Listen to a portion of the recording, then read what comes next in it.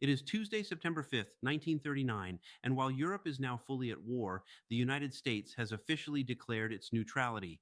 This afternoon, President Franklin D. Roosevelt signed a formal proclamation of neutrality, stating that the United States will not take sides in the conflict currently unfolding across the Atlantic. The announcement was made from the White House as Roosevelt addressed both the nation and the international community. The president emphasized that America would remain, quote, neutral in fact and in name, in line with the neutrality acts passed in recent years, laws designed to keep the U.S. out of foreign wars after the trauma of World War I. However, Roosevelt's speech carried a deeper tone, one of caution, not isolation. He urged Americans to remain calm and resolute, while reminding the public that neutrality does not mean indifference. The United States has now issued a warning to all American citizens. Do not travel on ships belonging to nations currently at war. This follows the tragic sinking of the SS Athenia just 2 days ago, in which 28 Americans were among the passengers targeted by a German U-boat.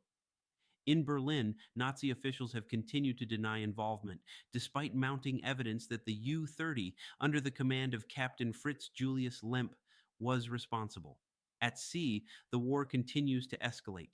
The Royal Navy has announced the loss of several merchant vessels to German submarine attacks in the North Atlantic. Convoy systems are now being expanded.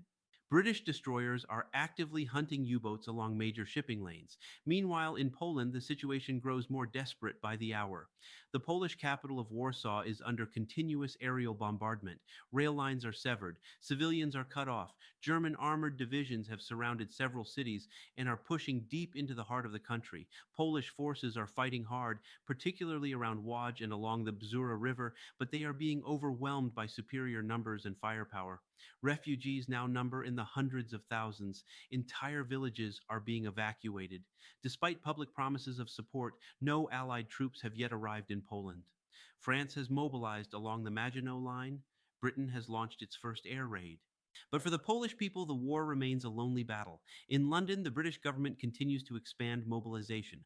More than 1.5 million men have now registered for military service. Military recruitment posters are appearing in every train station and on every city block. Prime Minister Neville Chamberlain has announced a new ministry, the Ministry of Information, tasked with managing war reporting, propaganda, and morale.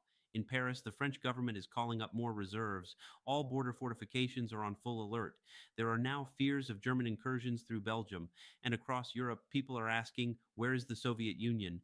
Though Germany and the USSR signed their non-aggression pact less than 2 weeks ago, the Red Army has not yet moved. But many believe it is only a matter of time before Stalin enters the conflict from the east. Tonight, as fires burn in Poland and sirens wail in Britain, the United States is choosing to stand apart, at least for now. September 5th, 1939. America declares neutrality, but the world keeps moving toward total war. Stay tuned for breaking developments.